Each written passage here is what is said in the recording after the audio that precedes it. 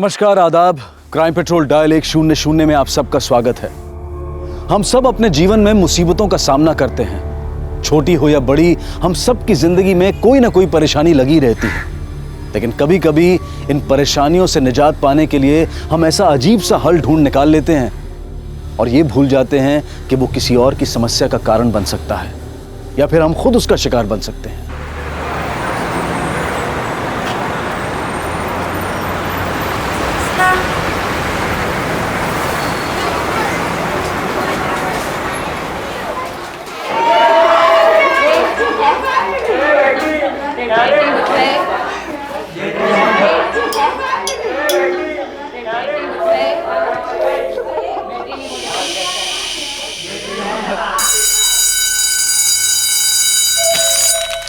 ए सुनना, चल चलते हैं।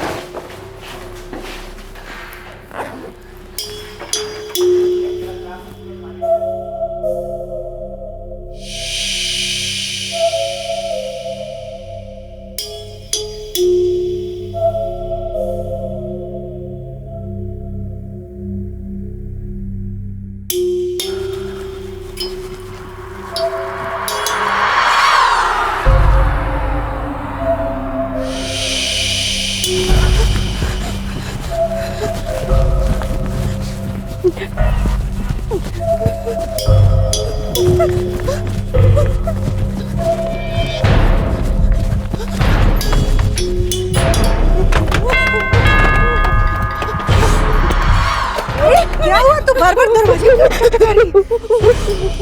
मेरे पीछे कर रहा है। कोई नहीं है, देख। कोई नहीं बेटा, चल, कुछ नहीं होगा, चल।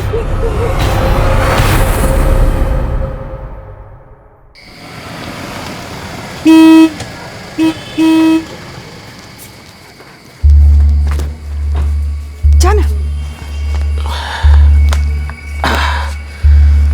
पता नहीं यार, लोग इतनी गाड़ियां खरीद कैसे लेते हैं।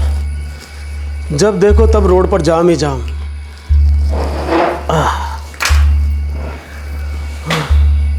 काजल कहाँ है? आई नहीं कोचिंग से? हाँ? अरे तुम दोनों ऐसे एक दूसरे का मुंह क्या देख रहे हो? अरे कुछ बोलते क्यों नहीं? काजल अभी तक कोचिंग से नहीं आई है। पापा, हमने काजल को सब जगह ढूंढा पर पता नहीं कहाँ चली गई है वो।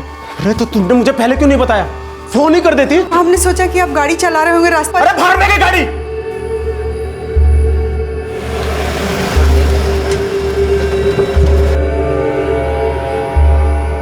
कब से लापता है आपकी बेटी और घर से किसके साथ निकली थी? काजल 4 बजे शाम को अकेले कोचिंग गई थी, वापस नहीं आई तो हमने कोचिंग में फोन किया तो पता चला कि वो कोचिंग पहुंची ही नहीं। जब ये घर से निकली, इसने पहना क्या हुआ था? पिंक कलर का टॉप, जीन्स और ग्रे कलर का जैकेट पहनी थी। वो अकेली कहाँ जाएगी सर?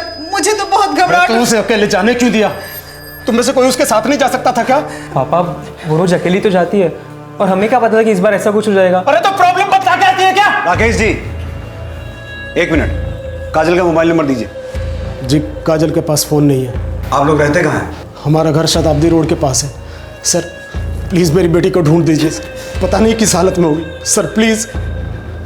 राकेश की 16 साल की बेटी काजल कई घंटों से लापता थी। आखिर कहां थी काजल और किस हाल में थी? कानपुर पुलिस फौरन इन सारी पहेलियों को सुलझाने में जुट गई और सबसे पहले उन्होंने रुख किया काजल के कोचिंग सेंटर का।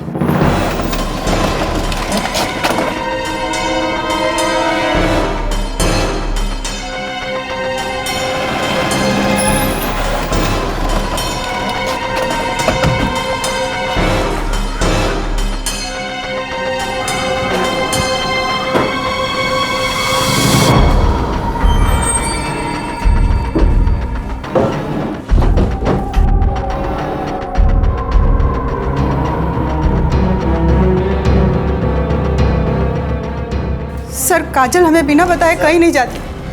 काजल के बिस्तर के नीचे से ये नोट मिला है। मैं मरना नहीं चाहती हूँ, मुझे मत मारना। सर, काजल डरावनी नॉवेल्स पढ़ा करती थी, रात रात भर जगकर भूतिया फिल्में देखा करती थी। वही सब उसके दिमाग में घुस गया है, वहम है और कुछ नहीं। सर हमें तो कुछ नहीं पता कि उसने ऐसा क्यों लिखा। वो किससे डरी हुई थी? सर, काजल के कोचिंग सेंटर से पता चला है कि पिछले 2 दिनों से काजल वहां पर एब्सेंट है। 2 दिन से? Yes sir. और ये भी पता चला है कि काजल की तबीयत अक्सर खराब रहती थी, इसलिए वो वहाँ रेगुलर नहीं थी। काजल की तबीयत खराब थी, इसमें कौन सी अजीब बात है? बीमार कौन नहीं पड़ता है? सर, हमारी बेटी ने अचानक किस हालत में होगी, आप प्लीज़ प्लीज़ उसे जल्दी ढूंढ दीजिए। काजल के बिस्तर के नीचे से मिला ये नोट हमारे लिए इशारा है शर्मा।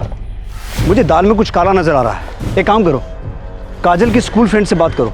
हमें काजल की लाइफ के बारे में और डिटेल में जानना पड़ेगा, तभी जाके ये क्लियर होगा कि ये नोट महज वहम में लिखा गया है या फिर इसके पीछे कोई और रीज़न है। सर,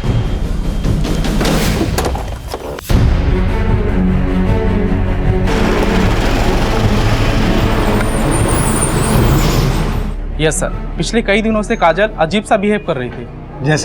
जैसे क्लासरूम में खोई खोई रहती थी, अपना टिफिन फेंक देती थी, बैग भूल जाती थी। सर पता नहीं क्यों काजल को कभी भी घर जाने की जल्दी नहीं होती थी। छुट्टी के बाद वो वॉशरूम में छुप जाती थी। काजल, टॉयलेट की तरफ किधर जा रही है? घर नहीं जाना क्या? काजल सुन तो, काजल। सर ऐसा लगता है काजल घर जाने से बहुत डरती थी। कुछ तो गड़बड़ है उसके घर में, नहीं तो उसकी फैमिली को छोड़कर पूरी दुनिया को उसका बिहेवियर चेंज क्यों लगता? काजल हमारी बेटी है, आप ऐसा सोच भी कैसे सकते हैं? हम जान से ज़्यादा प्यार करते हैं उसे। अगर हमने ये सब कुछ किया होता तो आपके पास क्यों आते कंप्लेंट लिखवाने के लिए? आप लोगों को काजल का बर्ताव कभी अलग नहीं लगा? सर सब नाटक है काजल का। पापा की लाडली है ना, उन्होंने बिगाड़ा उसे। सर 1 नंबर की झूठी और मक्कार है काजल, हमेशा ऐसी ही कुछ हरकतें करके मुझे फंसाती थी। आप लोग हमारी बेटी को ढूंढने आए हैं या हम पर शक करने? स्कूल में भी तो कोई हो सकता है जिससे वो डरती हो, और फिर बिना सबूत के आप हम पर शक कैसे कर सकते हैं? देखिए, जब तक हमें काजल का पता नहीं चलता तब तक हर कोई हमारे शक के दायरे में। बेहतर होगा कि आप हमें कोऑपरेट करते रहें। 2 मार्च जिस दिन काजल गायब हुई थी, आप दोपहर से शाम तक कहाँ थे? जी, हम किसी काम से हापुड़ गए थे और शाम को वहीं से वापस आए थे। सर मैं उस दिन एक कंपनी में जॉब के इंटरव्यू के लिए गया था। जिस दिन काजल गायब हुई थी उस दिन सारा दिन हम घर में ही थे। सर क्या हम इनकी बातों में भरोसा कर सकते हैं? बिल्कुल नहीं शर्मा, इन घर वालों की कहानी बाहर वालों से बिल्कुल अलग है। इतनी आसानी से इन्हें क्लीन चिट नहीं दे सकते। एक काम करो, इन सब के 2 मार्च की कॉल और लोकेशन डिटेल्स निकालो, क्रॉस वेरीफाई करो कि ये लोग सच बोल रहे हैं कि नहीं। सर वो हम अपने घर जा रहे थे, अचानक से पता नहीं वो लड़की कहाँ से हमारी गाड़ी के सामने आ गई। जब वो लड़की तुम्हारी गाड़ी काजल राकेश जी, काजल कैसे? फिलहाल काजल अंदर है, उसका इलाज चल रहा है। काजल के डॉक्टर साहब, काजल कैसे है? पेशेंट के घाव काफ़ी गहरे हैं, उसके साथ रेप भी हुआ है और हमें उसके बॉडी पे कहीं कहीं पे बर्न मार्क्स भी मिले हैं। ऐसा लगता है उसे किसी ने जिंदा जलाने की कोशिश की है। उसकी हालत काफ़ी नाजुक है, फिलहाल हम कुछ कह नहीं सकते। Excuse me. क्या हो गया हमारी बेटी को?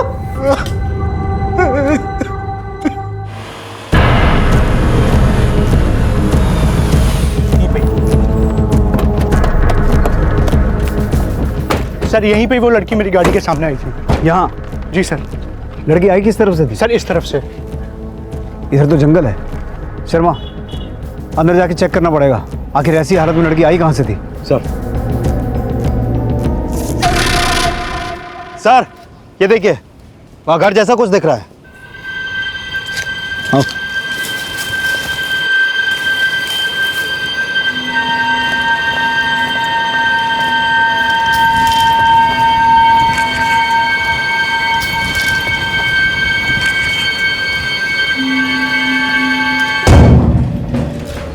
शर्मा, ये लड़की कौन हो सकती है?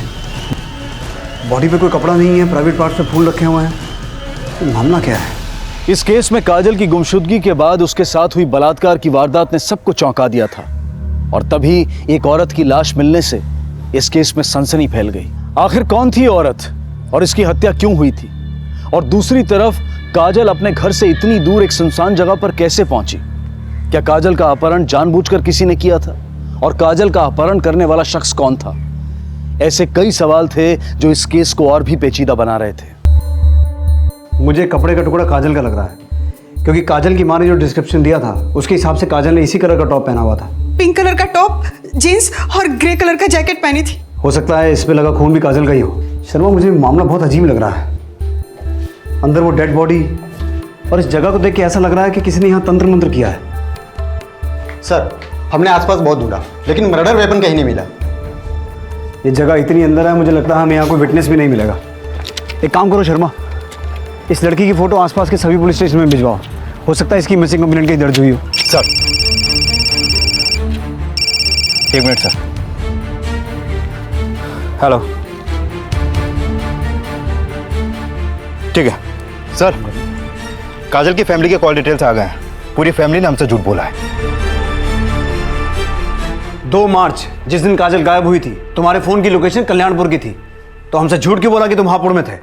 जिस दिन काजल गायब हुई थी आप दोपहर से शाम तक कहाँ थे? जी हम किसी काम से हापुड़ गए थे। दरअसल सर, हम नहीं चाहते थे कि हमारे घर वालों को इस बात का पता चले। किस बात का?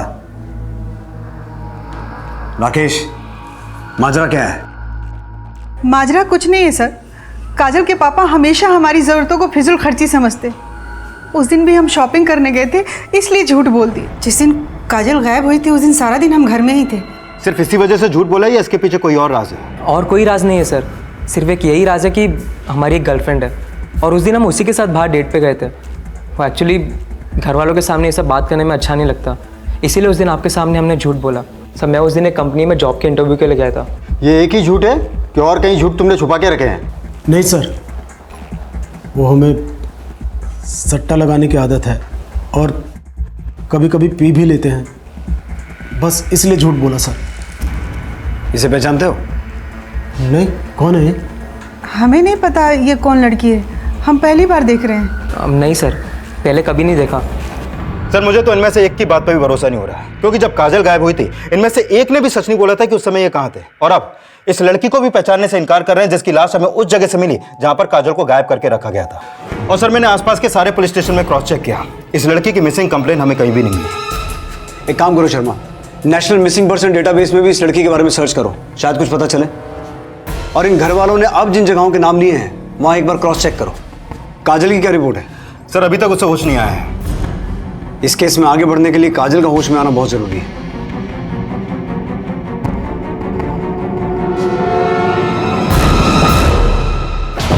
अरे हमें कहा लिया है साहब, हमने क्या किया है साहब? सट्टा खिलाता है ना तू? खिलाता तुम साहब, लेकिन बंद कर दूंगा कसम से। बंद तो तुझे करना ही पड़ेगा। साहब, ये बता, 2 मार्च को ये आदमी तेरे यहाँ सट्टा खेलने आया था? ये तो राकेश है साहब, और मेरे यहाँ अक्सर आता है साहब।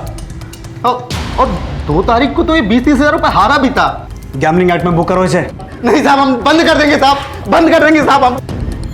यस सर, मैं और हर्ष रिलेशनशिप में हैं। उस दिन हम दोनों साथ में मूवी देखने भी गए थे और हमारे साथ 2-3 दोस्त और भी थे।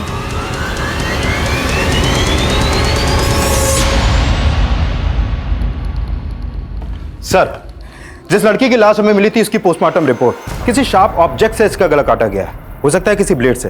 बाकी पूरी बॉडी पे कोई भी इंटरनल इंजरी नहीं है और ना ही इसके साथ कोई सेक्सुअल असॉल्ट हुआ है।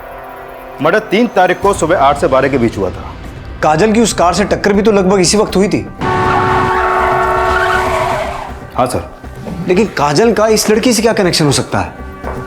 और चौंकाने वाली बात यह है कि जब इस लड़की की डेड बॉडी हमें मिली, इसके बदन पे कोई भी कपड़ा नहीं था, लेकिन इसके साथ कोई सेक्सुअल असॉल्ट नहीं हुआ। वहीं दूसरी तरफ काजल के साथ रेप किया गया।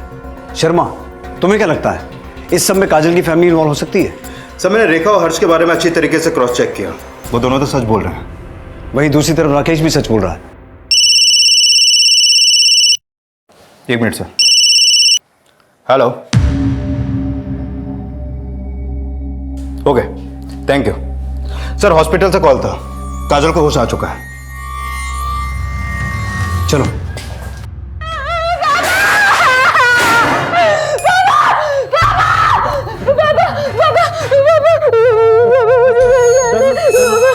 हम है ना,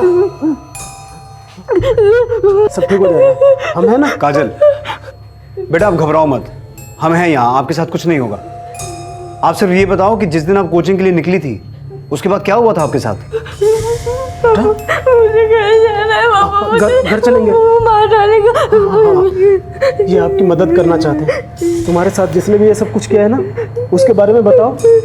काजल बेटा, आप हमें सिर्फ इतना बताओ। सर, आई थिंक हमें पेशेंट को अकेला छोड़ देना चाहिए, क्योंकि इसके साथ जो कुछ भी हुआ है उससे ये बहुत ज़्यादा डर गई है और उस बारे में बात तक नहीं करना चाहती। I hope you understand, she is very small for all this thing. Sir, Kajal तो कुछ भी बोलने को तैयार ही नहीं है, तो फिर कैसे पता चलेगा काजल और उस लड़की के साथ क्या हुआ था जिसकी लाश हमें मिली थी? जबकि काजल ही इकलौती चश्मदीद गवाह है। सवाल ये है शर्मा कि काजल सचमुच सब कुछ भूल गई है सदमे में, या फिर हमसे सब कुछ छुपा रही है? पापा मुझे यहाँ नहीं रहना, मुझे घर जाना है। पापा मुझे मार डालेगा। Sir, national missing personal data record से इंफॉर्मेशन हाथ लगी है। इस लड़की का नाम रानी शास्त्री है, उम्र 28 साल। करीब एक हफ्ते पहले दिल्ली में इसकी मां ने इसकी मिसिंग कंप्लेंट दर्ज की थी। दिल्ली में? Yes sir. लेकिन हमें इसकी लाश मिली कानपुर में, वो भी उस जगह जहां काजल को किडनैप करके रखा गया था। शर्मा, अब हमें पता ये लगाना है कि दिल्ली की रानी शास्त्री का कानपुर की काजल से क्या कनेक्शन है। पुलिस को जिस लड़की की लाश मिली थी अब उन्हें उसके बारे में पता चल चुका था, लेकिन हैरानी की बात यह थी कि दिल्ली से लापता हुई रानी आखिरकार कानपुर कैसे पहुंची और उसकी हत्या किसने और क्यों की। दूसरी तरफ काजल अब भी डर के साए से बाहर नहीं निकल पाई थी और यह डर उसके अंदर लापता होने के पहले से देखा गया था। आखिर ऐसी क्या वजह थी कि काजल इतनी ज्यादा डरी हुई थी और उसकी जान को किससे खतरा था? रानी की हत्या और काजल की गुमशुदगी और बलात्कार के मामले को सुलझाने में पुलिस जी जान से जुटी हुई थी, लेकिन इस केस में ऐसे कई सवाल थे जिनका जवाब मिलना बेहद जरूरी था और उन सवालों के जवाब तलाशने के लिए कानपुर पुलिस ने दिल्ली का रुख किया।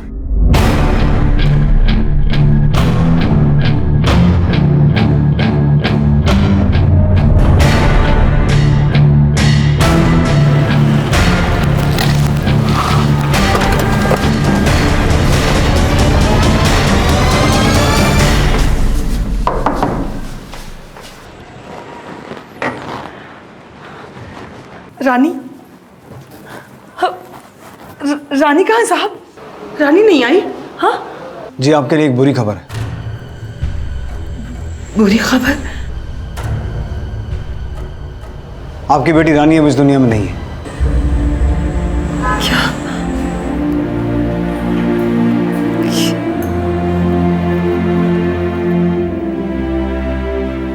रानी कितने दिनों से लापता थी?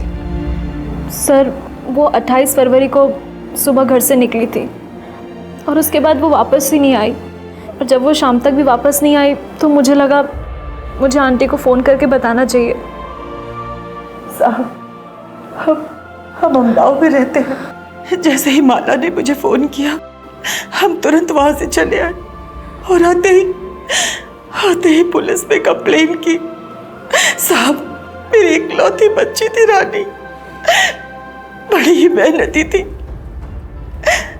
नौकरी की तलाश में थी, मगर अच्छी नौकरी उसे नहीं मिल पा रही थी। साहब, माँ, मैं कोशिश कर तो रही हूँ ना। आप चिंता मत करो, कुछ ना कुछ जरूर हो जाएगा। चिंता ना करूं? कैसे चिंता ना करूं? हाँ, जो हमने कर्ज लिया है उसका सूद दिन ब दिन बढ़ता जा रहा है। हमें तो डर है कि कहीं तेरे पिताजी की आखिरी निशानी वो भी हाथ से ना निकल जाए। रानी, मैं तुझसे बात कर रही हूँ, सुन रही है तू? सुन, तू कैसे भी करके कोई भी नौकरी कर ले। हाँ, नहीं तो हम सब बर्बाद हो जाएंगे हम बर्बाद हो जाएंगे। क्या क्या नहीं किया साहब उसने, ट्रेनिंग, इंटरव्यू, झाड़ फूक सब कुछ किया उसने, लेकिन कुछ फायदा नहीं हुआ साहब, कुछ फायदा नहीं हुआ। मेरी बच्ची को कोई क्यों मार दिया? मेरी बच्ची ने किसी का क्या बिगाड़ा था? क्यों मार दिया मेरी बच्ची को? सर, मुझे यह समझ में नहीं आ रहा कि ये रानी दिल्ली से कानपुर क्यों गई और उस जगह कैसे पहुंची जहां से हमें उसकी लाश मिली। क्या काजल ने उसे मारा होगा? लेकिन शर्मा, काजल रानी को क्यों मारेगी? वो तो खुद इस बात से डरी हुई कि कोई उसे ना मार दे। हमें रानी के बारे में और डिटेल में पता करना पड़ेगा।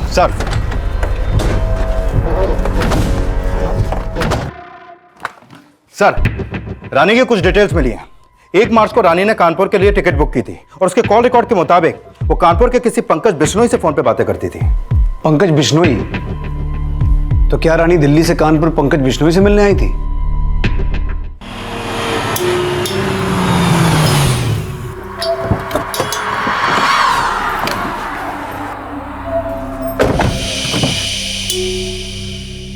आजा।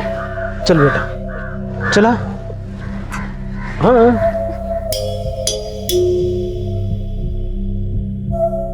पापा है ना?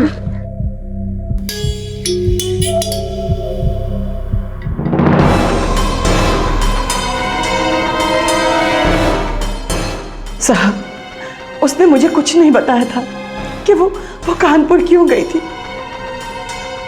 माला, तुम और काजल दोनों साथ में रहते थे। काजल ने तुम्हें कुछ तो बताया होगा।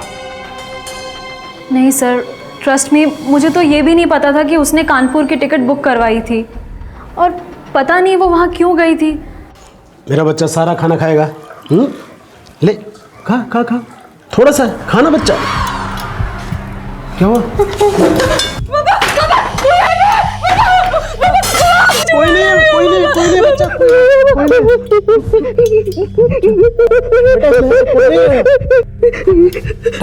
चल चल चल चल, कोई कुछ नहीं कहेगा, हम है ना, चल। सर, ये पंकज पेशे से नाई है और यहाँ पास में ही उसकी दुकान है। नाई? काजल और रानी का एक नाई से क्या कनेक्शन हो सकता है? आओ देखते हैं।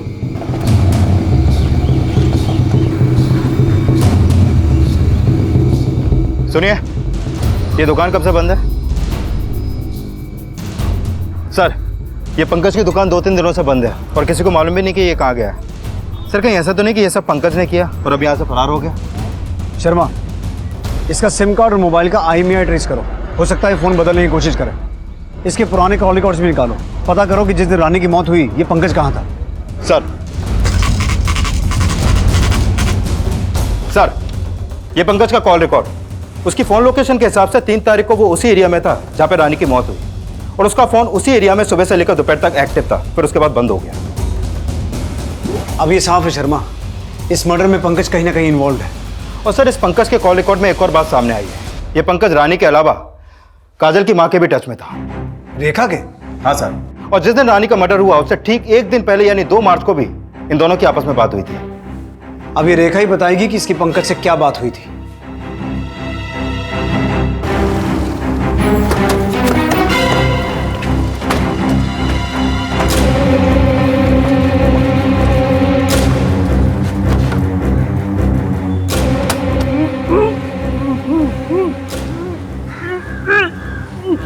अंदर से किसी की आवाज आ रही है।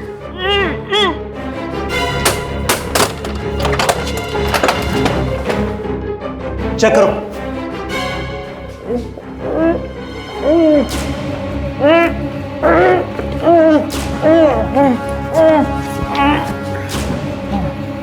किसने किया है सब?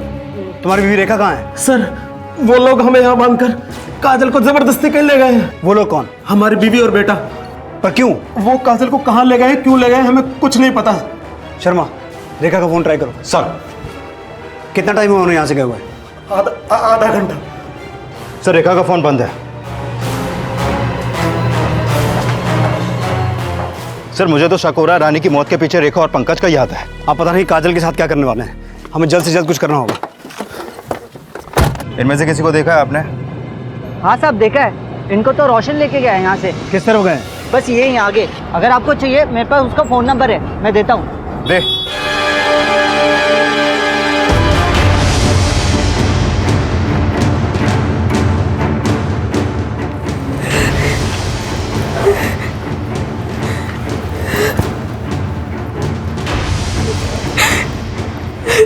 ठीक है सर, मेरी रोशन से बात हुई। उसने उन्हें सीतापुर कानपुर हाईवे पर एक खंडर के पास छोड़ा है।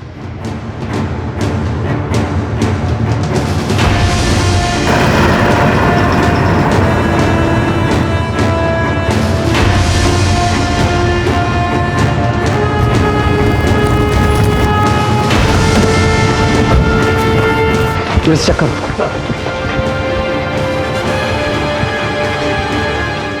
क्या नाटक कर रहे हो? ये सब बंद करो। खोलो इसे, छोड़ो। क्या कर रहे थे तुम लोग वहां? अपनी बेटी की शादी एक बकरे से करवा रहे थे? सर, हम जो कर रहे थे ना, अपनी बेटी के भले के लिए कर रहे थे। काजल पिछले कुछ दिनों से अजीब अजीब बर्ताव कर रही थी।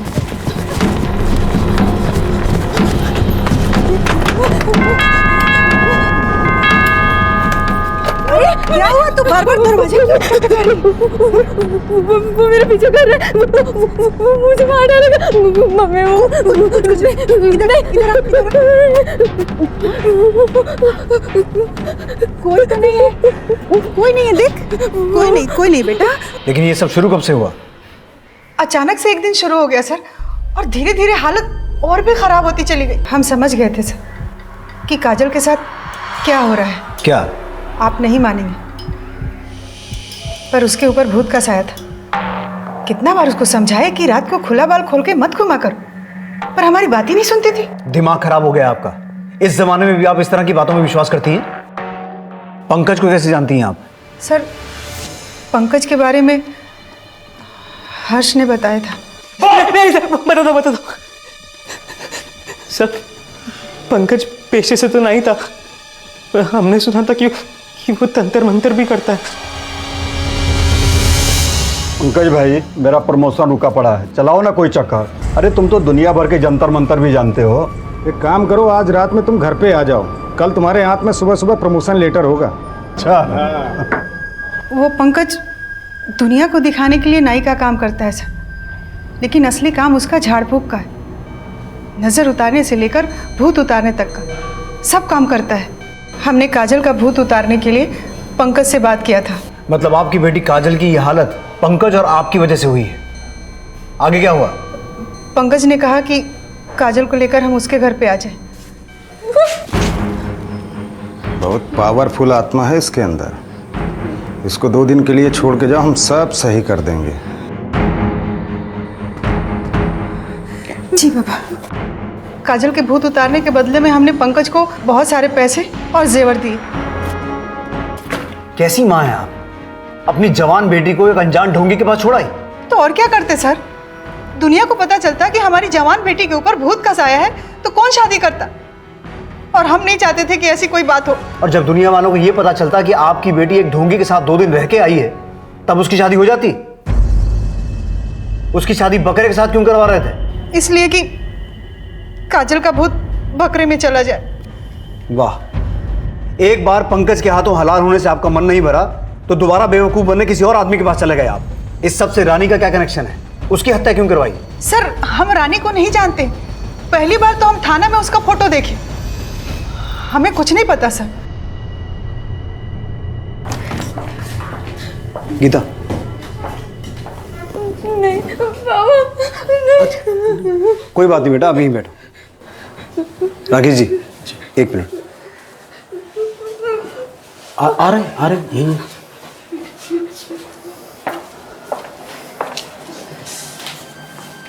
देखिए, मैं जानता हूँ कि इस बात को एक्सेप्ट करना थोड़ा मुश्किल है, लेकिन काजल की हालत मेंटल डिसऑर्डर की तरफ इशारा कर रही है। नहीं सर, हमारी बेटी पागल नहीं है। हम भी ये नहीं कह रहे हैं कि आपकी बेटी पागल है, लेकिन मेंटल डिसऑर्डर एक सीरियस इशू है जिसे एड्रेस करना बहुत ज़रूरी है। मुझे ऐसा लगता है कि हमें काजल को एक साइकेट्रिस्ट को दिखाना चाहिए, जिसके लिए हमें आपकी परमिशन की ज़रूरत है। लेकिन सर, काजल की ऐसी हालत नहीं है। आप चिंता मत कीजिए Rakesh ji, I am sure कि इससे काजल की हालत सुधरेगी और हमें भी इस केस में आगे बढ़ने में मदद मिलेगी। प्लीज़। देखिए, Kajal is facing an onset of the schizophrenia, fear, distress, paranoia, ये सब इसके सिम्टम्स है। काजल भी इसी बीमारी का शिकार है। अक्सर इस बीमारी में पेशेंट अपने आसपास किसी को देखते हैं और डर जाते हैं, हालांकि ऐसा कुछ होता ही नहीं है।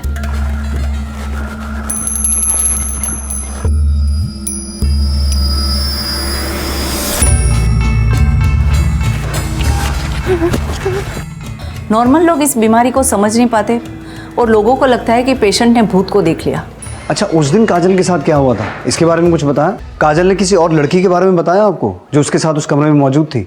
सेशन के बीच में उसने किसी लड़की का जिक्र तो किया था, पर उस लड़की के बारे में बताया नहीं। वो बहुत ज़्यादा डरी हुई थी, वो जोर जोर से रोने लगी। हमारी गलती जो हमने अपनी बेटी पर ध्यान नहीं दिया, वरना आज उसकी ये हालत नहीं होती। डोंट वरी, ये बीमारी ठीक हो सकती है, बस प्रॉपर काउंसलिंग और ध्यान देने की ज़रूरत है। काजल का केस तो सॉल्व हो गया, लेकिन रानी को किसने मरवाया ये अभी तक क्लियर नहीं हुआ। सर, मुझे लगता है रानी का खून उस तांत्रिक पंकज ने किया होगा, पर अभी वो कौन से बिल में छुपा बैठा है पता नहीं। इस पंकज का पास प्रेजेंट सब खंगालो, जिस बिल में भी छुप के बैठा है हमें उसे खोद के निकालना है। सर,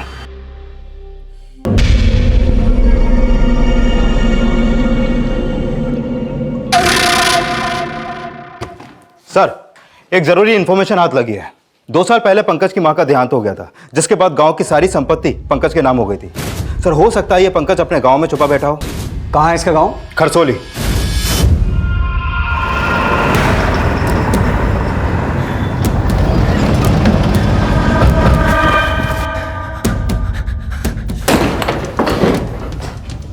पंकज बिश्नोई।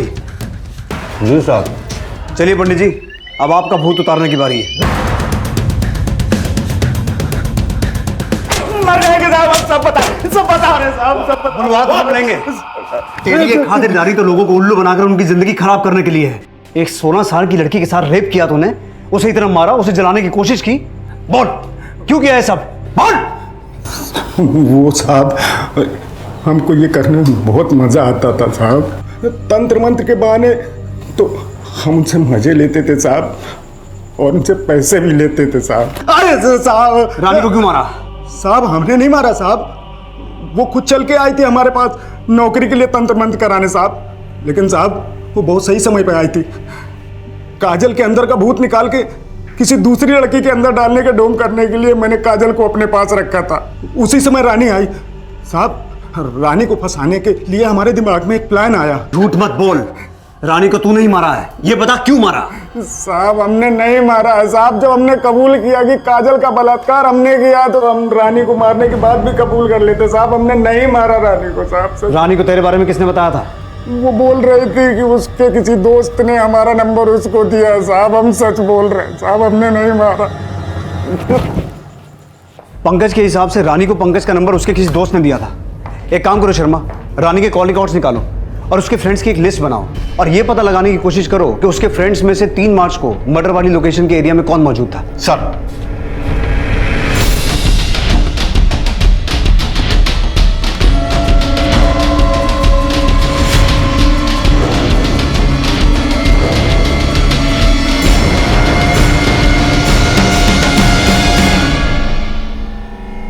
सर, आपका अंदाजा बिल्कुल सही निकला। रानी के कॉल रिकॉर्ड के थ्रू हमें उस शख्स का पता चल चुका है जो रानी के काफी टच में था। कौन है वो?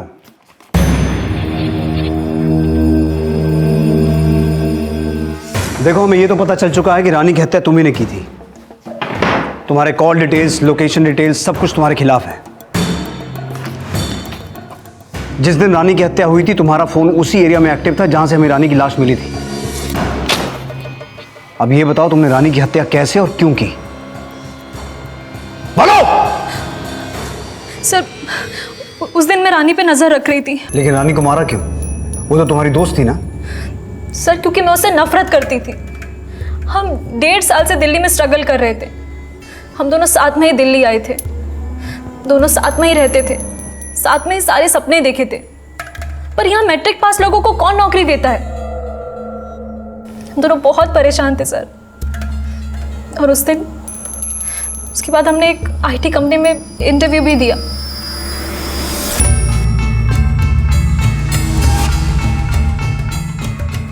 पर सर वहां रानी का सिलेक्शन हो गया और मैं वेटिंग लिस्ट में इंतजार करती रह गई। मुझे बहुत बुरा लगा और फिर मैंने सोचा कि अगर रानी नहीं रहेगी तो ये जॉब मुझे मिल जाएगी। कौन था? कुछ नहीं, वो लेटर आया था, हमने इंटरव्यू दिया था ना वहाँ से। एक्चुअली मुझे वेटिंग लिस्ट में रखा है और शायद जल्दी सिलेक्शन हो जाए। मेरे लिए कोई लेटर आया है क्या? नहीं, शायद उन्होंने तुझे रिजेक्ट कर दिया है। कोई बात नहीं।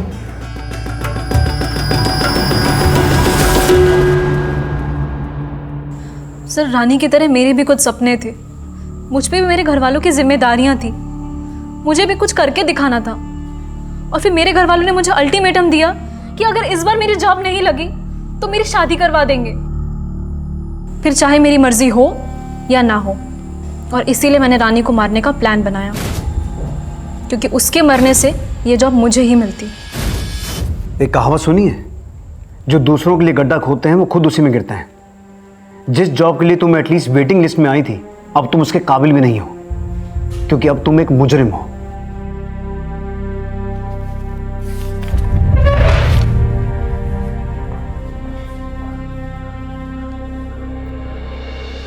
माला का लालच रानी की मौत की वजह बना। अगर माला चाहती तो जुर्म की सोच से अपना ध्यान हटाकर उसे एक सकारात्मक दिशा में लगा सकती थी। अपने मन पर काबू रखकर अपने लक्ष्य पर केंद्रित रहते हुए उस लक्ष्य को पाना यह कठिन जरूर है, लेकिन नामुमकिन नहीं है। जरूरत है तो बस एक पॉजिटिव सोच की और दृढ़ संकल्प की।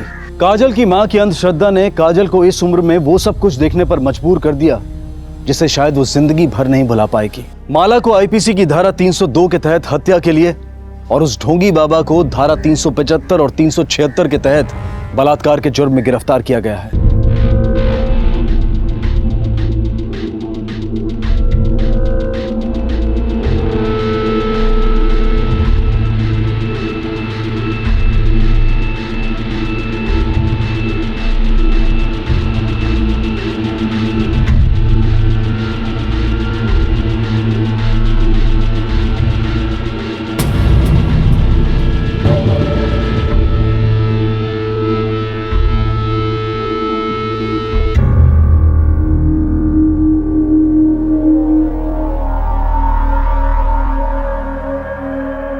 माँ,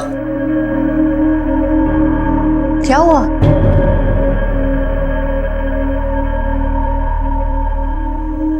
ऐसे क्या देख रहा है? क्या हुआ?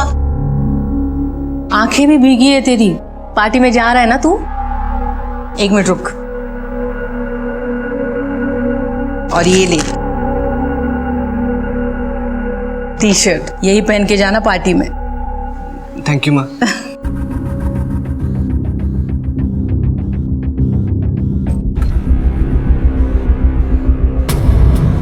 किधर भैया? वो स्कूल का लास्ट ईयर था तो फ्रेंड्स ने पार्टी रखी थी तो मैं। Late night party? कोई जरूरत नहीं है, चुपचाप जाके अपने कमरे में सो जाओ। भैया स्कूल का लास्ट ईयर है, फ्रेंड्स दोबारा नहीं मिले। कुछ भी हो, चुपचाप जाकर रूम में सो जाओ। प्लीज जाने दीजिए। एक बार बोला ना, समझ में नहीं आ रही तुमको? जाओ। बेटा छोड़ देना, जाने देना। माँ आप बीच में नहीं बोलो, अभी तक खड़े हुए हैं। बात तो सुनो बेटा। चलो अंदर, पार्टी में जाएंगे।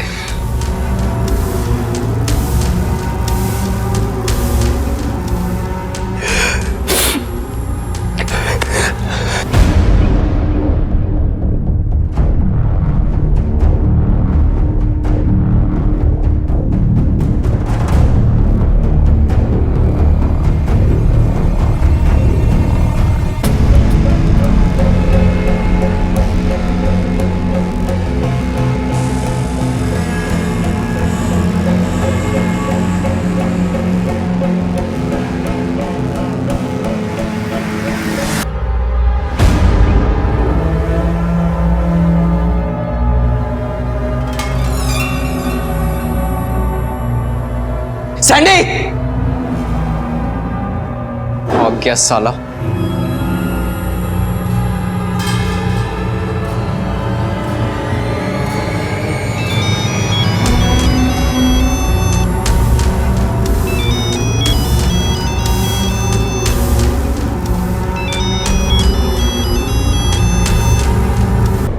नमस्कार, आदाब। क्राइम पेट्रोल डायल 100 में आप सबका स्वागत है।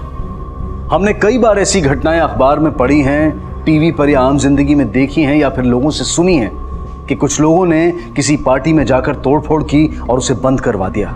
ऐसी घटनाओं की प्रतिक्रिया भी अलग अलग होती है। कोई इसे व्यक्तिगत आजादी का हनन कहेगा, कोई इसे संस्कृति के लिए उठाया गया सही कदम, तो कोई कुछ और। लेकिन आज के इस मामले में घटी घटना के बाद अजीबोगरीब ऐसी घटनाओं का सिलसिला शुरू हो गया जिसने एक के बाद एक ऐसे कई सवाल इंदौर पुलिस के सामने खड़े कर दिए जिनका जवाब तलाशना उनके लिए चुनौती बन गया। लेकिन क्या हुआ था इस घटना के बाद? क्यों ये केस चुनौती बन गया था? आइए देखते हैं आज का एक केस।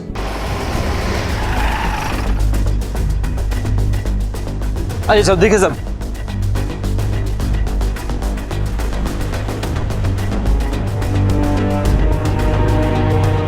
जिसने तोड़फोड़ की, जानते हो उसे? जिसने तोड़फोड़ की, मैं उनको नहीं जानता हूँ साहब। ये पार्टी किसने ऑर्गेनाइज की थी? चौली करके एक लड़का था और उसके दोस्त लोग। उनके नाम और एड्रेस है ना साहब? कहाँ गया होगा ये? मुझे कुछ समझ में नहीं आ रहा है, कब कहाँ गया है? ये सब ना आपकी वजह से हुआ है। आपको ही बड़ा शौक था उसको पार्टी में भेजने का। पता भी उन पार्टीज में क्या क्या होता है। पड़ा होगा कहीं खा पी के।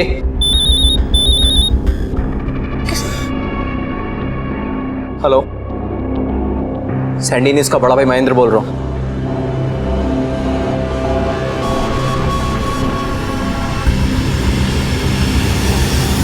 इन इंस्पेक्टर साहब, हमारे बच्चों को किस लिए पकड़ के लाए आप? बताइए आप, इनका बताइए ना, बता दे। एक मिनट, हमें अपना काम करने दीजिए। पकड़ के लाए आप, काम करने दीजिए। हमें पता है। देखिए, पर आधी रात को इनके बच्चों को यहाँ ऐसे कैसे उठा कर ला सकते हैं आप? हमें पता है हम क्या कर रहे हैं।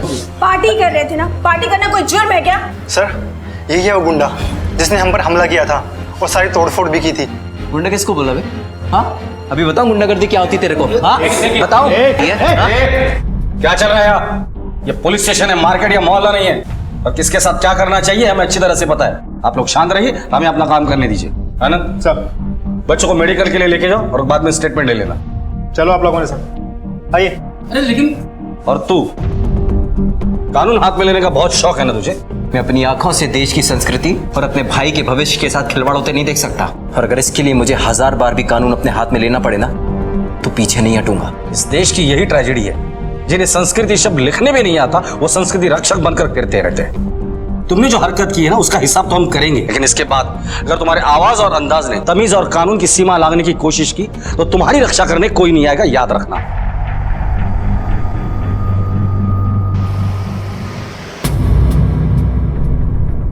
सर, कहाँ है मेरी बेटी?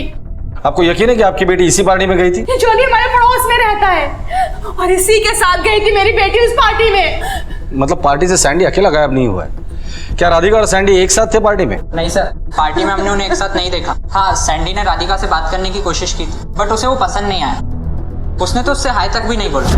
हेलो, तो राधिका कहाँ गई? I don't know sir. इनके आने के बाद वहाँ पे इतना क्योस मच गया था कि कौन कहाँ है कुछ पता ही नहीं चला। कोई आइडिया सैंडी अपने घर के अलावा कहाँ जा सकता है? सर, सैंडी जब भी किसी परेशानी में होता था सिर्फ एक ही पर्सन के पास जाता था, हमारी निधि मैम।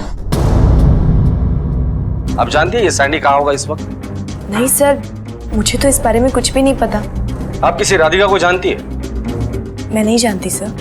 कल पार्टी में सैंडी और राधिका की मुलाकात हुई थी। पार्टी के बाद से सैंडी और राधिका दोनों गायब हैं। हो सकता है ये नई लड़की राधिका शायद उसके साथ कहीं चला गया हो। ठीक है साहब, कुछ बताना था आपको। बोलो साहब। हमारा नाम राजेश है और ये जो औरत है ना, ये हमारी ही बीवी है। इसका वश चले ना पूरे मोहल्ले को आशिक बना डाले अपना। और वो नाम क्या था उस लौंडे का? सैंडी। सैंडी के साथ इसका अफेयर चल रहा था, इसलिए तो उसकी माँ ने, शेफाली मैडम ने, अपने स्कूल से धक्के मार के निकाला था इसको। ठीक है।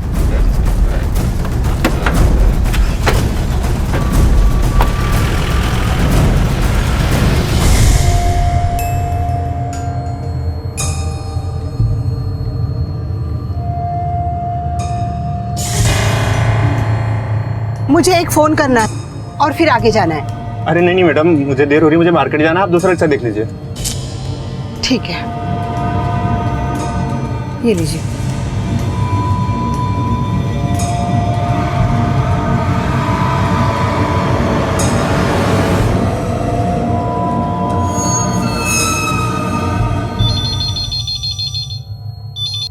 हेलो।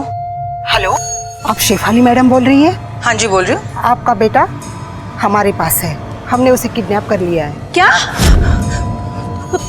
तुम कौन बोल रहे हो? हेलो हेलो हेलो, मेरा सैंडी कैसा है? वो बिल्कुल ठीक है।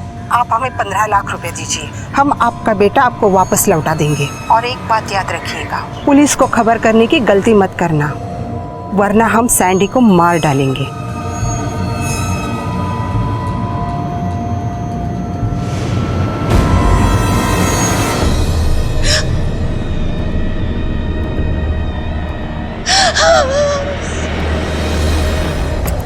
जी हाँ, ये सच है कि वो हमारे स्कूल में पढ़ाती थी और मेरे ही भाई को फंसाने की कोशिश भी कर रही थी। इसलिए मैंने उसके साथ साथ उसके बाप अशोक को और उसके मामा को मुंह पर कालिक पोतकर स्कूल से धक्के मारकर बाहर निकाल दिया था। मेरी बात तो सुनो, मैं बोल रहा हूँ।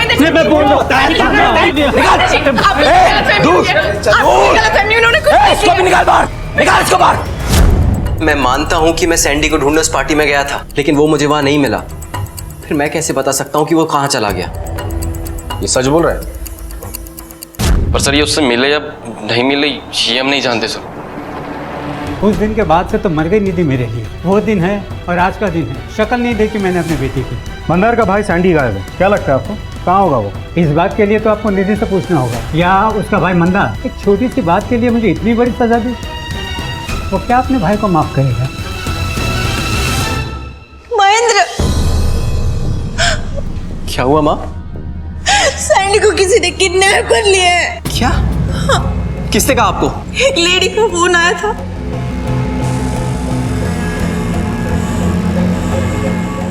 नहीं, आपको वहां जाने की कोई जरूरत नहीं है। मैं जाऊंगा पैसे लेकर।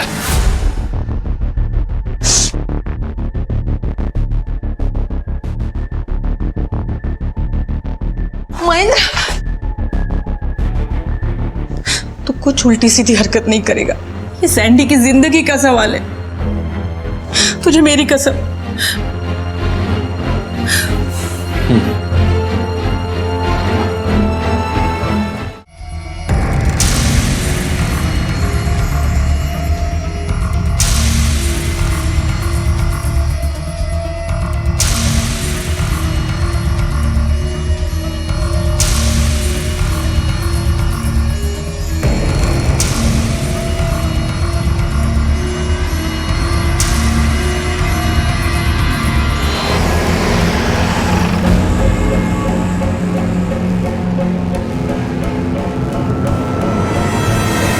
संदीप यानी कि सैंडी का बड़ा भाई महेंद्र एक ऐसा नवयुवक था जिसकी सोच का दायरा सिर्फ उसके एम के इर्द गिर्द घूमता था। उसे अपने भाई के किडनैप हो जाने का दुख कम और गुस्सा ज्यादा था। अपनी मां शेफाली कुलश्रेष्ठ के कहने पर अपहरणकर्ताओं को देने के लिए पैसे लेकर वो गया जरूर था, लेकिन उसने वो पैसे अपहरणकर्ताओं को ही दिए या फिर वो कोई अलग खेल खेल रहा था, इस बात को दावे से कह पाना अभी मुश्किल था। इस बात का फैसला वक्त को करना था जो कि बहुत तेजी से बीतता जा रहा था और सैंडी का अभी तक कुछ पता नहीं चला था। महेंद्र, उस लेडी ने बोला था कि पैसे मिलते ही वो लोग सैंडी को छोड़ देंगे, लेकिन अभी तो 4 बजने आए हैं। मुझे लगता है हमें पुलिस को इन्फॉर्म कर देना चाहिए। माँ, तूने पैसे उसी जगह रखे थे जो मैंने बोली थी? तुमसे कोई गलती तो नहीं ना हुई? माँ, मैंने पैसे वहीं रखे थे जहां आपने मुझसे बोला था। मुझसे कोई गलती नहीं हुई है। अगर तुमसे कोई गलती नहीं हुई है तो जरूर हमारे साथ कोई धोखा हुआ है। क्या आप लोगों ने रैंसम की अमाउंट दे भी दी और ये बात पुलिस को इन्फॉर्म करना आप लोगों ने जरूरी नहीं समझा? मैं डर गई थी। उन्होंने धमकी दी थी कि अगर ये बात हमने आपको बोल दी तो वो मेरे सैंडी को। ठीक है, जिस नंबर से आपको कॉल आया था वो नंबर हमें दीजिए। सर, वो एक्चुअली कॉल घर के लैंडलाइन पे आया था। ऐसा कैसे हो सकता है सर? इनका बेटा और मेरी बेटी दोनों एक साथ गायब हुए थे। इनके पास रैंसम कॉल आया, मेरे पास कोई भी कॉल नहीं आया। सर, कहीं राधिका को कुछ। सर प्लीज आप कुछ कीजिए, हमारी इकलौती बेटी है। देखिए, हम लोग सैंडी और राधिका दोनों को ढूंढने की पूरी कोशिश कर रहे हैं। सर, एक इम्पोर्टेंट कॉल आया है, हमें अभी निकलना होगा। चलो।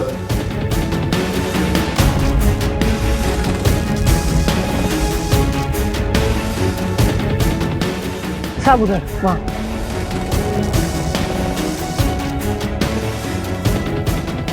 ये यहाँ कचरा बिनते में मिली थी साहब मुझे। आस पास देखो कुछ क्या मिलता है क्या?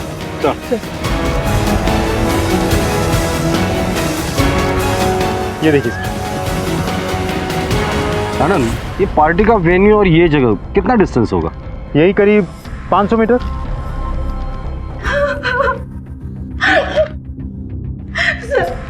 सर, ये मेरी सैंडी की टी शर्ट है। और ये ले टी शर्ट, यही पहन के जाना पार्टी में।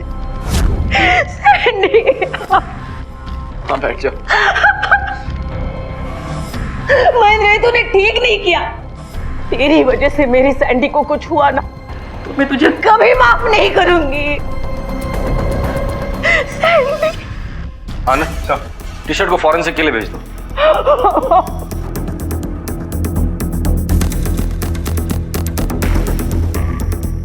सर, रैंसम की वो कॉल भवर कुआं के एक पीसीओ से आई थी। शॉप के बाहर फोन लगा हुआ था, इसलिए कॉल करने वाली औरत को दुकानदार देख नहीं पाए। लेकिन सर, रैंसम के लिए एक औरत की तरफ से कॉल आना, ये बात आपको अजीब नहीं लगती? सर, इससे भी अजीब बात तो ये है कि रैंसम का कॉल सिर्फ सैंडी के घर वालों को किया गया, राधिका के घर वालों को नहीं, जबकि दोनों साथ ही में गायब हुए थे। ये दोनों गायब साथ में हुए थे। सैंडी को तो किडनैप किया गया है, लेकिन राधिका क्यों गायब है ये अभी तक हमें नहीं पता। लेकिन एक और पॉसिबिलिटी है, उस पार्टी में मौजूद जितने भी लोग थे उनमें से कोई ना कोई उस किडनैपर्स के शामिल था। रश्मि, लड़के लड़कियां स्टाफ कैटरर जितने भी लोग थे उन सबके कॉल रिकॉर्ड निकाल। Yes sir. लेकिन सर, वो रैंसम मनी जिसकी पेमेंट शेफाली जी ने की थी। मुझे नहीं लगता कि पैसा किडनैपर्स को मिला है, क्योंकि अगर पैसा किडनैपर को मिला होता तो सैंडी अब तक घर आया होगा। ये पैसा रास्ते में ही गायब हुआ है। बोल बोल बोल जल्दी बोल, फटाफट बोल। सर मेरा ही भाई गायब है और आप मुझ पे ही शक कर रहे हैं। हाँ, क्योंकि रैंसम के लिए कॉल आने के बाद तूने पैसे दिए थे ना, तो पैसे देने के बाद तेरा भाई कैसे नहीं आया? इसका मतलब किडनैपर्स को पैसे नहीं मिले। सर उन्होंने जो जगह बताई थी मैंने वहां जाकर पैसे रख दिए थे। उसके बाद उन पैसों का क्या हुआ, किसने लिया, मुझे नहीं पता सर। ठीक है, तो सैंडी के बारे में बता। बराबर तेरे वहां पहुंचने के बाद सैंडी पार्टी से कैसे गायब हो गया? सर ये मैं कैसे बता सकता हूँ? अबे तू ही बता सकता है, और कौन बता सकता है? सारा तेरा प्लान हो। अपने भाई के आड़ में अपने माँ से पैसे ऐंठने का तेरा प्लान होगा। देख अभी भी वक्त है, सच सच बता दे। सर ये सच नहीं है, मैंने कुछ नहीं किया। मुझे नहीं पता कि सैंडी कहाँ है। सैंडी को कब से जानती है? 2 साल से सर। मैं उसकी क्लास को ज्योग्राफी पढ़ाती हूँ। पर सैंडी हमेशा से ही मुझे बहुत डरा सा, बहुत सहमा सा, बहुत परेशान सा दिखाई देता था। और फिर एक दिन आज से करीब 1.5 साल पहले मुझे उसकी वजह पता चली। ये सब क्यों परेशान कर रहे हैं आप सब उसे? मैम हम उसे परेशान नहीं कर रहे, बस थोड़ी मस्ती कर रहे थे। मस्ती? इसे मस्ती कहते हैं? अभी के अभी get out of the class. Come on, take your bags, get out. Sandy, are you okay? मुझे कोई नहीं समझता मैं, ना घर पर और ना यहाँ पर।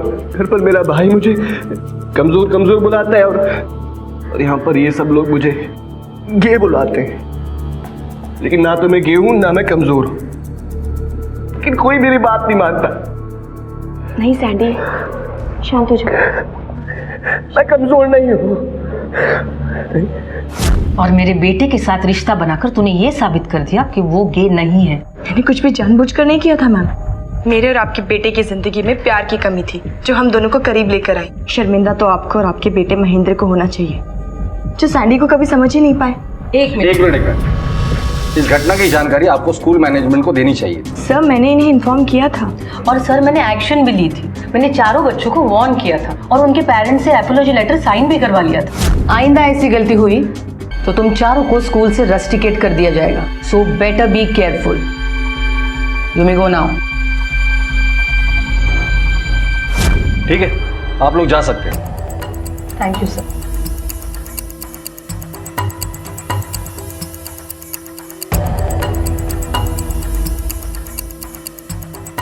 एक बात समझ में नहीं आई, जो बच्चे सैंडी को इतना परेशान करते थे उन्हीं बच्चों के साथ ये पार्टी करने कैसे गया?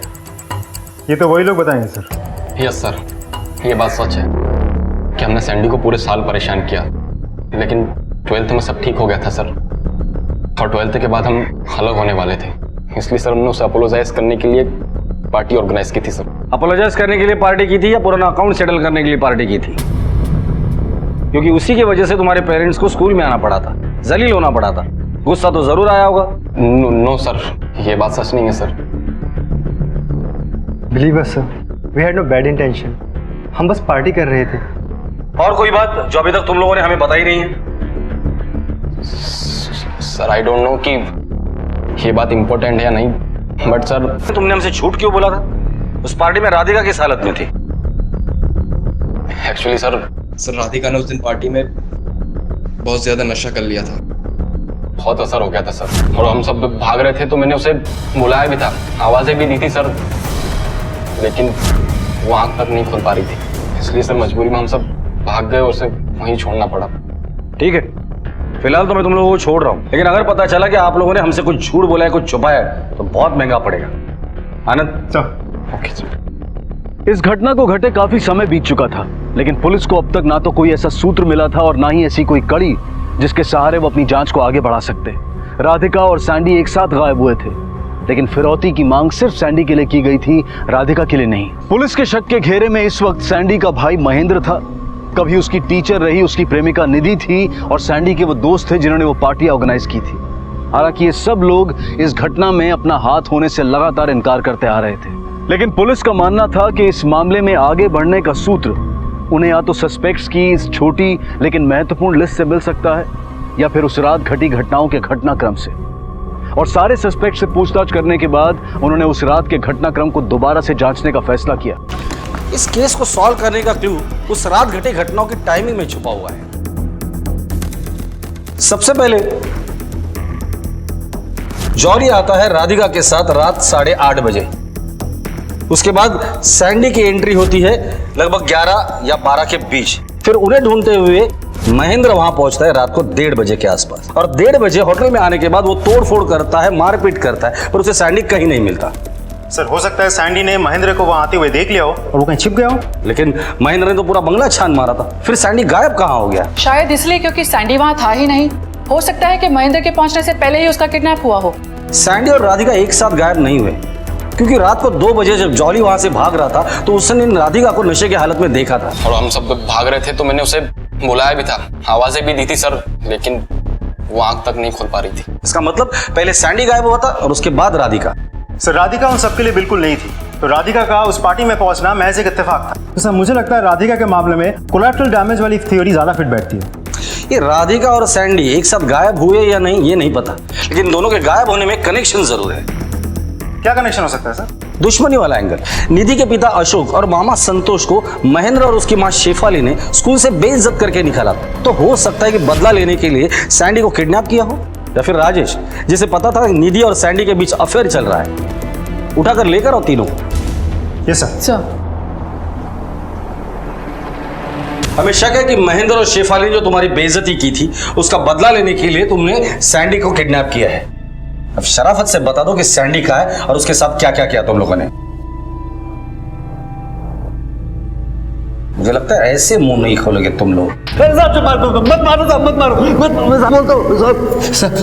साहब मेरी बीवी ही वैश्या है, तो मैं कितनों को मारूंगा, कितनों को उठाऊंगा। आज सैंडी है, कल कोई और होगा, कितनों को मारूंगा साहब, और क्या मिल जाएगा मुझे? वो वैश्या है साहब। अगर मुझे बदला ही लेना होता तो मैं अपनी बीवी को मारता। हम सच बोल रहे हैं साहब। हमें गुस्सा जरूर आया था और ये भी सोचा था हमने कि जिंदगी में मौका मिलने पर हम जरूर बदला लेंगे माँ बेटे से, लेकिन हमने ऐसा नहीं किया साहब। तू अपने बीवी के बारे में जो कुछ भी कह रहा है ना, अगर वो वाकई सच है तो अब तक तलाक क्यों नहीं ले लिया? क्यों रह रहा है उसके साथ? साहब आप सब जानते हैं हमारा कानून सिर्फ औरतों के लिए है, मर्दों की कोई सुनवाई नहीं है। और अगर तलाक भी ले लो तो भत्ता दो। मेरे पास पैसे भी नहीं उतने, बस इसीलिए इतने दिन से झेल रहा हूँ उसको साहब। तो इसीलिए तूने सैंडी को किडनैप किया ताकि उसके फिरौती के पैसे से तुझे अपनी बीवी से छुटकारा मिले? नहीं साहब नहीं, यकीन मानो मैंने कुछ नहीं किया साहब, कुछ नहीं किया। अरे मैं मुंह से बड़बड़ कर सकता हूँ साहब, मेरी इतनी औकात नहीं है कि मैं कोई कांड करूँ और बचा लूँ। कुछ नहीं किया साहब मैंने।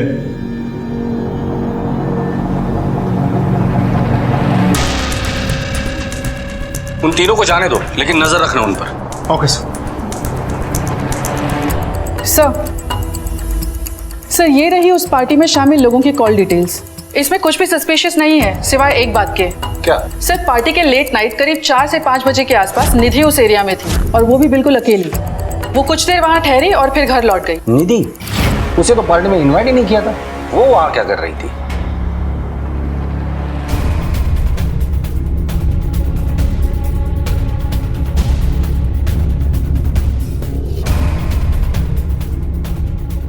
उसके भाई महेंद्र और शेफाली जी की सख्ती की वजह से हमारा मिलना बहुत कम हो गया था।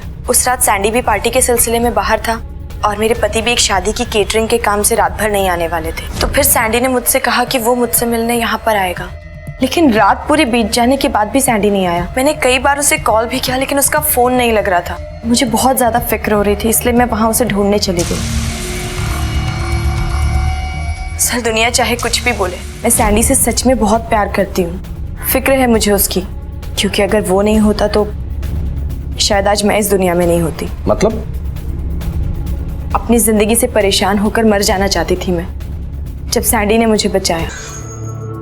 मैम अगर आपको प्रॉब्लम ना हो तो मुझे वो वजह बनने में खुशी मिलेगी जिसकी वजह से आप जी सके। हमें सैंडी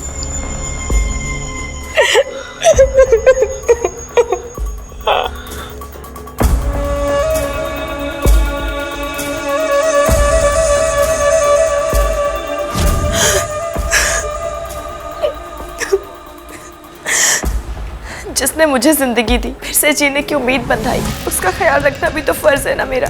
बस इसलिए मैं उसे ढूंढने चली गई थी सर, पर वो मुझे कहीं नहीं मिला।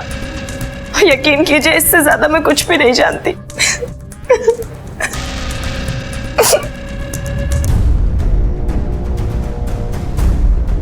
निधि अगर सच बोल रही है तो उसका बयान हमारी थियरी को सपोर्ट करता है कि सैंडी महेंद्र के डर से वहां नहीं छिपा था, बल्कि महेंद्र के पहुंचने से पहले ही सैंडी का किडनैप हुआ था। सैंडी अगर बंगले में या बंगले के आसपास कहीं में भी होता तो निधि से मिलने वो जरूर पहुंचता। तो सैंडी का खून भरा टी शर्ट हमें मिला है। अब ये टी शर्ट सैंडी और राधिका की कहानी में कहाँ फिट बैठता है ये पता करना है। Yes sir.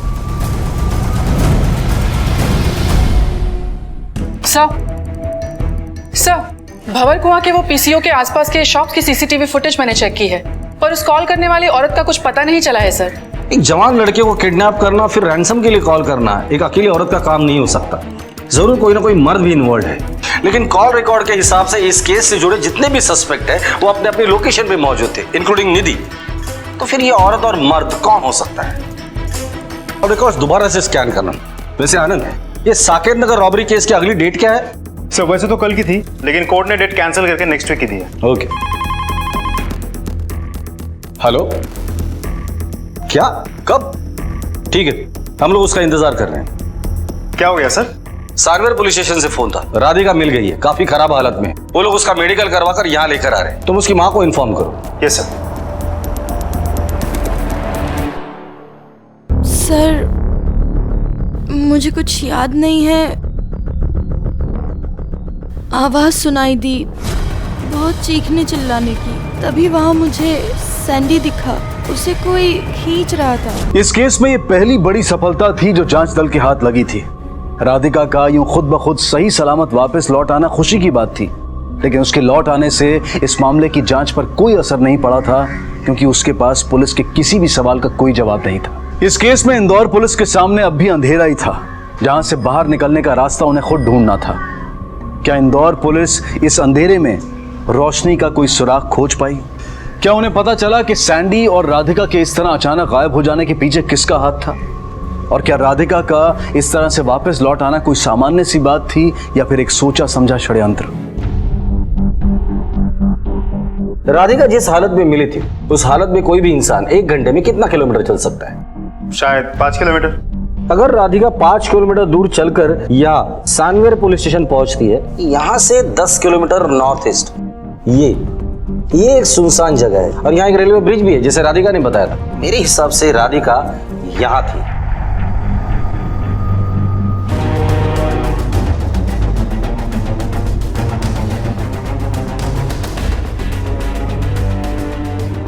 रश्मि सर, इस फार्म हाउस की पूरी डिटेल पता करो। Yes sir.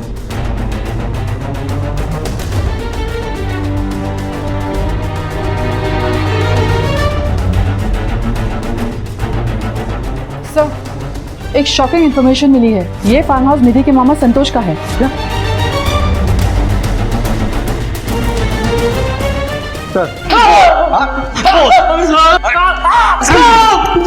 राधिका तेरे फार्म हाउस में क्या कर रही थी? बोल। साहब, मैं सिर्फ इतना बता सकता हूँ साहब, सैंडी किडनैप होने के बाद निधि हमारी बहन सुनंदा को काफी मिलने जुलने लगी थी साहब। इन दोनों का मेलजोल देखकर मुझे लगा कि वो जरूर कुछ करने वाले हैं साहब। फिर एक दिन भंवर कुआं के पीसीओ के पास मैंने मेरी दीदी को देखा, हमने पूछा भी, तो उसने मुझे कुछ नहीं बताया साहब। आपका बेटा हमारे पास है, हमने उसे किडनैप कर लिया है।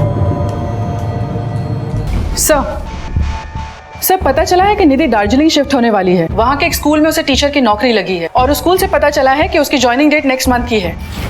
निधि शिफ्ट हो रही है? सर। जी सर, सब कुछ बताने को तैयार हूँ। मुझे नहीं पता सैंडी कहाँ है और कैसा है। जब मैंने सैंडी को बताया कि मेरी जॉब दार्जिलिंग लग गई तो फिर...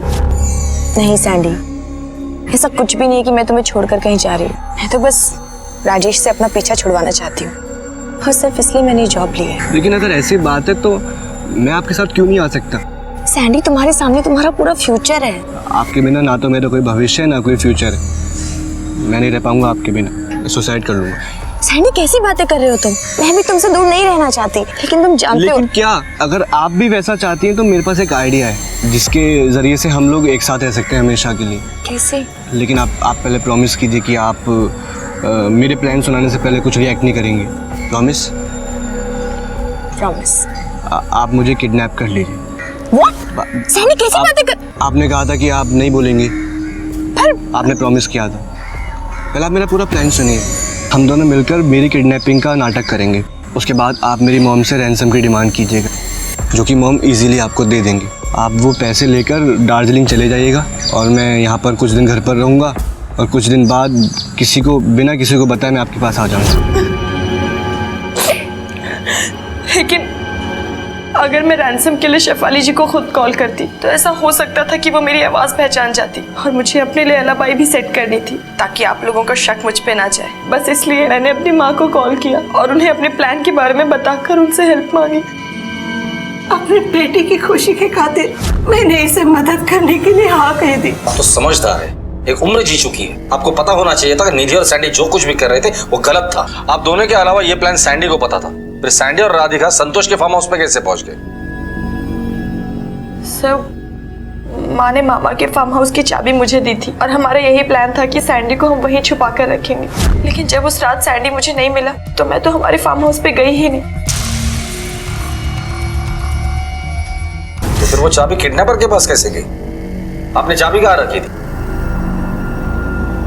निधि के साथ साथ राजेश ने भी हमें यही बताया कि उस रात वो सुदाम नगर कॉलोनी में किसी शादी में केटरिंग का काम कर रहा था।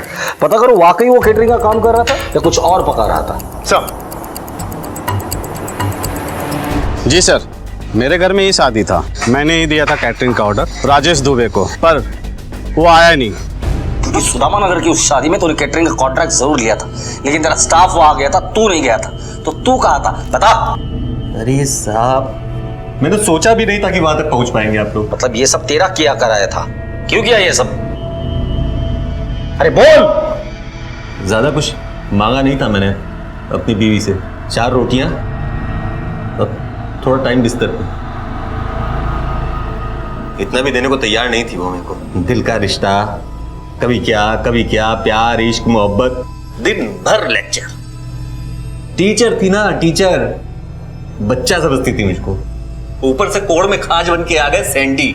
इनको भी मैं ये लूं, यहाँ मैं बूंद बूंद को तरस रहा हूँ और मेरी ही बीवी का जवानी का सागर ये भाई साहब आराम से पी रहे हैं। पीछा किया, फोन चेक किया, सब कुछ किया, तब जाके पता चला कि हमको छोड़ के मैडम दार्जिलिंग जा रही है। तभी मुझे सैंडी के संग जो झूठी प्लानिंग थी किडनैपिंग की वो भी मालूम चली। बस मेरे को मौका मिला सैंडी से हिसाब किताब बराबर करने का। मैं पार्टी में गया, चुपचाप छुप के बैठ गया। पिया हुआ था कि क्या था पता नहीं, तोड़ फोड़ करने लगा। मैंने सोचा कि मेरे प्लान की तो ऐसी की तैसी हो गई, लेकिन नहीं, उसने तो मेरा काम और हल्का कर दिया। अब तो और किसी को मुझ पर शक नहीं होता। कुछ देर महेंद्र निकल गया, लेकिन सैंडी साथ नहीं था। मैं बंगले के अंदर घुसा। निधि के मामा के फार्म हाउस की चाबी निधि की अलमारी में पड़ी हुई थी, मैंने उड़ा ली, दोनों को ले जाकर वहीं पे बंद कर दिया। मुझे पता था कि आप लोगों को पहले शक जो है या तो महेंद्र पे जाएगा या तो सैंडी की क्लास के उन लड़कों पे जाएगा जो उसे चिढ़ाया करते थे। मैं था ही नहीं कहीं। और जब आपको निधि और सैंडी के किडनैपिंग वाले झूठे प्लान का पता चलता है तो आप निधि के ऊपर शक करते। सब कुछ एकदम क्लियर मेरे सोचे अनुसार चल रहा था सर। तो मैंने सोचा कि अब इस सैंडी को जिंदा क्यों रखे, मुक्ति देते, मार दिया, बोरे में भर के गोदाम में फेंक दिया। तूने सैंडी को मार डाला? हाँ सर, अब क्या करता उसको जिंदा रख के? सब कुछ तो वैसा ही चल रहा था जैसा मैंने सोचा था। तो फिर राधिका को जाने क्यों दिया? राधिका को सर जाने इसलिए दिया कि वही तो आपको फार्म हाउस तक ले जाती ना। आप लोग सब पहचान जाओगे, सब पता कर लोगे सब। राजेश ने एक बेहद घटिया और खतरनाक खेल खेला था, लेकिन इस खेल को खेलने के लिए जमीन देने में हर उस शख्स का हाथ था जो इस केस से जुड़ा था। अगर सैंडी की मां शेफाली और उसके भाई महेंद्र ने सैंडी की भावनाओं और उसके प्यार की जरूरत का ख्याल रखा होता, घर में एक विश्वास का वातावरण बनाया होता, तो कभी भी सैंडी अपने ही अपहरण का नाटक नहीं रचता और ना ही उसका इतना भयंकर अंत होता। उसी तरह अगर निधि के पिता ने उस पर विश्वास दिखाया होता तो उसकी जिंदगी अन्याय और ज्यादतियों की वो कहानी नहीं बनती जिसका अंत दुखद ही होना था। सैंडी और निधि के रिश्ते पर उंगली उठाने का ना तो हमें कोई अधिकार है और ना ही हमारी ऐसी कोई मंशा है, लेकिन जिंदगी से जुड़ी हर दूसरी चीज की तरह प्रेम के भी अपनी कुछ मर्यादाएं होती हैं, कुछ नियम होते हैं जिनका पालन ना करना कभी कभी खतरनाक साबित हो सकता है, जैसा कि इस मामले में हुआ। कुल मिलाकर इस मामले में हर किसी ने जीवन के किसी न किसी नियम की, किसी न किसी मर्यादा की अवहेलना की, जिसका अंजाम इस दुखद कहानी के रूप में सामने आया। ईश्वर ने हमें ये जीवन भी दिया है और उसे अपने तरीके से जीने का पूरा अधिकार भी, लेकिन तब भी हमारे ना चाहते हुए भी इस तरह की घटनाएं हो जाती हैं, क्योंकि हम ये भूल जाते हैं कि अधिकार पाने के लिए फर्ज को निभाना और नियमों का पालन करना भी जरूरी होता है। इसी विचार के साथ अब मैं अनूप सोनी आपसे विदा लेता हूं। फिर मुलाकात होगी अगले एपिसोड में एक और चौंका देने वाले केस के साथ। तब तक अपना और अपने परिवार का ख्याल रखें और देखते रहें क्राइम पेट्रोल डायल 100। सबक एक को सीख हम सबको। जय हिंद। CID के और भी मजेदार और सस्पेंस से जुड़े एपिसोड्स को देखने के लिए हमारे चैनल को सब्सक्राइब करें और बेल आइकॉन दबाना ना भूलें।